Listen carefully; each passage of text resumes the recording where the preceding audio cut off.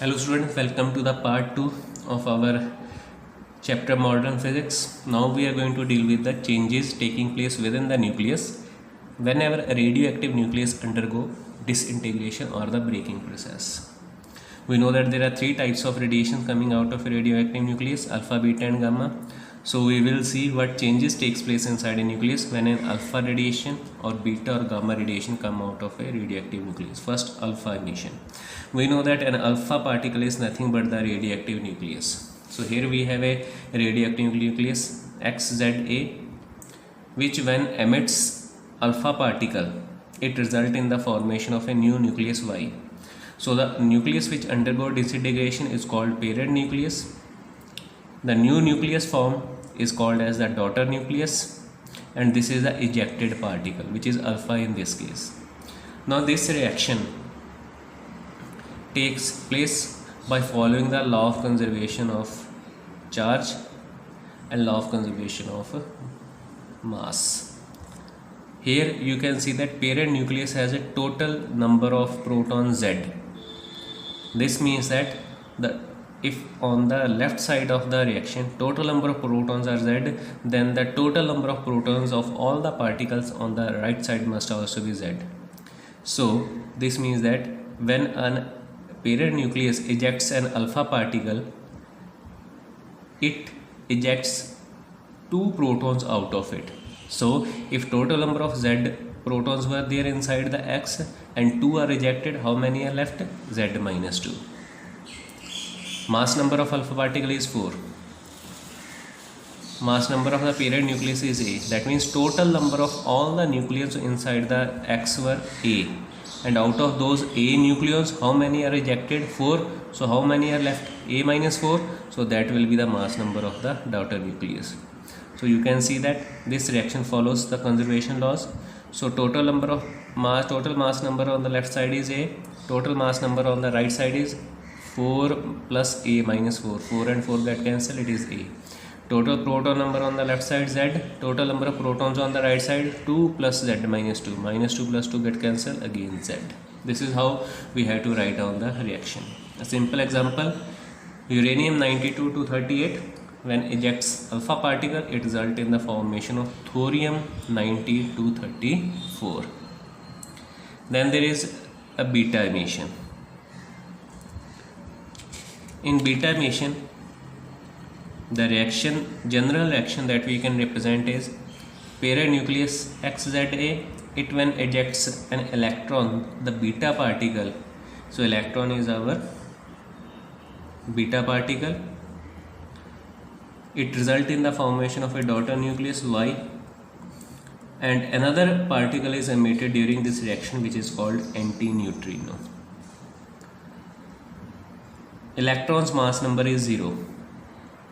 Neutrino has no mass, no charge, so it is a massless and chargeless particle. So in this case, total number of nucleons in the nucleus X were A. In the Y it will also be again A, because mass number of electron is 0. Total number of protons were Z inside the parent nucleus. So in the daughter nucleus, the total number of protons must be Z plus 1. So that minus 1 plus Z plus 1, 1 get cancelled, it is again equal to Z. So that Z on the both side again same. So how does this reaction takes place? Because we know that nucleus contains only protons and neutrons. So if it contains only protons and neutrons, how the beta emission can take place? Means electron does not exist inside the nucleus. So if electron does not exist inside the nucleus, then how a radioactive nucleus can eject that particle out of it which is not existing in the nucleus? So this is a question, important question, which we have to answer. And the answer to that question is that it takes place because of this reaction going inside the nucleus. The protons and neutrons inside the nucleus, they are always getting converted into one another. Protons getting converted into new protons, protons getting converted into new neutrons. Similarly, neutrons also getting converted into new neutrons, or neutrons getting converted into protons. So out of such 4 possibilities, one reaction in which a neutron gets converted into a proton. It ejects electron along with it and another particle called antineutrino. Because proton is a member of the nucleus and electron cannot survive inside the nucleus. So when a neutron gets converted into a proton, electron and antineutrino are ejected. Because these two particles, they cannot be stay inside the nucleus, so they are ejected out of the nucleus. So that's how the beta decay takes place.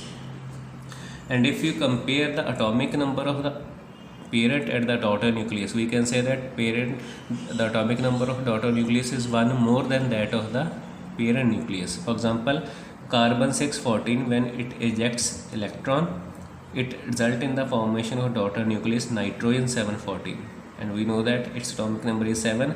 So when a beta emission takes place, the daughter nucleus formed during the reaction is one place ahead of the parent nucleus in the periodic table. So how we can ask a question that in beta emission, how does the value of the Z changes into Z plus 1? So how the value of Z is increasing? We know that Z depends upon only on the number of protons. So this means that there must be happening to the number of something happening to the number of protons inside the nucleus, due to which its atomic number is increasing by 1. And how is that? That is because one neutron gets converted into proton. So because neutron gets converted into proton, so number of nucleons remains the same, so there is no change in the mass number. But because now one neutron is converted into a proton and proton decides the atomic number, that's why atomic number increases from Z to Z plus 1. So this is how the beta emission takes place. And remember, X and Y, they are isobars of each other. You can see that mass number is same, atomic number is different, so they are isobars of each other. Gamma emission. This is the reaction for the gamma emission. What happens that sometimes a radioactive nucleus, when it emits an alpha particle or a beta particle, that is after doing an alpha emission or beta emission, it is left inside the excited state. Excited state means it has some extra energy inside it. That excited state nucleus is represented in this form, in which we put a star on the name of the or the symbol of the element or the nucleus. So this star represents its excited state. This star means extra energy is available to this. So when this nucleus in the excited state, it loses its extra energy. That extra energy is lost in the form of the electromagnetic gamma radiations, and because these gamma radiations, they are massless and chargeless, so no material particle is ejected by the nucleus, so there is no change in the mass number, there is no change in the atomic number. So during gamma emission, no change occurs or takes place for the nucleus, it simply loses its extra energy. For example, here we have an example of excited state plutonium nucleus, plutonium 94-240. So when it loses its extra energy in the form of gamma radiation, its mass number and atomic number remains intact. Also in the alpha emission, you can see that parent nucleus atomic number is Z, daughter nucleus atomic number is Z minus 2, so it is decreasing by 2. This means that the daughter nucleus inside the periodic table is 2 places behind the parent nucleus. For example, uranium 92-238, when ejects alpha particle, it forms thorium 90-234. So this daughter nucleus 90 thorium is present 2 steps behind the parent nucleus, which is uranium 92. So these were the few of the changes taking place within the nucleus. Remember, you have to follow these general reactions, and you have to also remember at least one example, actual example of them. Now some uses of radioactivity. There are some radioisotopes available to us. These isotopes are actually the atoms or the sum of the elements, lighter elements, which are radioactive in nature. So all the elements which are having their atomic number more than 82, they are radioactive in nature, and they are called as the heavy elements because of a greater atomic number and mass number. But the elements which have their atomic number 20 or less than 20, which are also called as lighter elements, we know that many isotopes exist for them, and some of the isotopes of the few of the elements by nature they are radioactive in nature. So such isotopes or which are radioactive in nature, they are called as radioisotopes. For example, cobalt 2760, carbon 614, potassium 1940 and phosphorus 1532, they are radioactive in nature. This is a common radioactive isotope, potassium 1940, which is commonly found in the banana. These radioisotopes are widely used in our day-to-day life. In the field of medicine, cobalt 60 isotope is used for the treatment of leukemia and cancer by the gamma radiation. So cobalt 60 radioactive isotope, it primarily ejects gamma radiations, and gamma radiations coming out of it, they are used for the treatment of the leukemia, blood cancer or other form of the cancers, for killing the cancer cells. Radioactive sodium chloride, radioactive iron or radioactive iodine, they are used for the diagnosis in the tracer techniques. For example, what are tracer techniques? The process of tracing, we call it as a tracer technique. For example, if a patient has some blood clot somewhere in his body, the technician injects the patient with a very small, mild, non-lethal form of a radioactive isotope, for example radioactive sodium chloride or radioactive iodine, which flows inside the blood vessels along with the blood. A radioactive detector is placed over the body of the patient. As the radioactive source keeps traveling along with the blood inside the body, the radioactive radiations coming from that radioactive source, they also keep changing their position inside the body of the patient.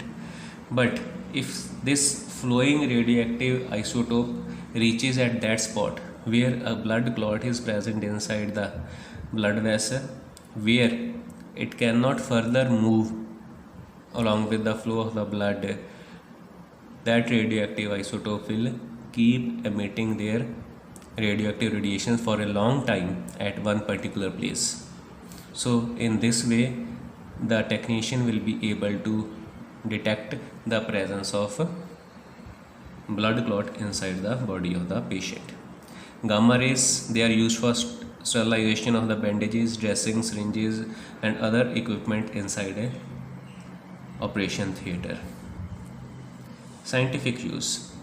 Alpha particles, they are used as the projectiles for the nuclear reaction. So inside the nuclear reactor, alpha particles, they are used as projectiles to carry nuclear reactions. It may be the reactions to explore the contents of nuclei, or it may be the reactions to form new elements artificially. Radioactive tracer techniques are used in agriculture to study the growth of plants. This tracer technique is specially used by the companies to study the growth of plant when they are artificially inducing some chemicals inside the plant to enhance the growth. Carbon 14 is a radioactive isotope which has very long half-life. So it is used in the geological dating for knowing the age of the rocks in the mountains. by the process called as carbon dating. Then there is industrial use. Radioactive isotopes such as uranium and plutonium, they are used as fuel for the nuclear reactors. These radioactive isotopes are used to avoid the accumulation of the charge on the moving parts of the machine.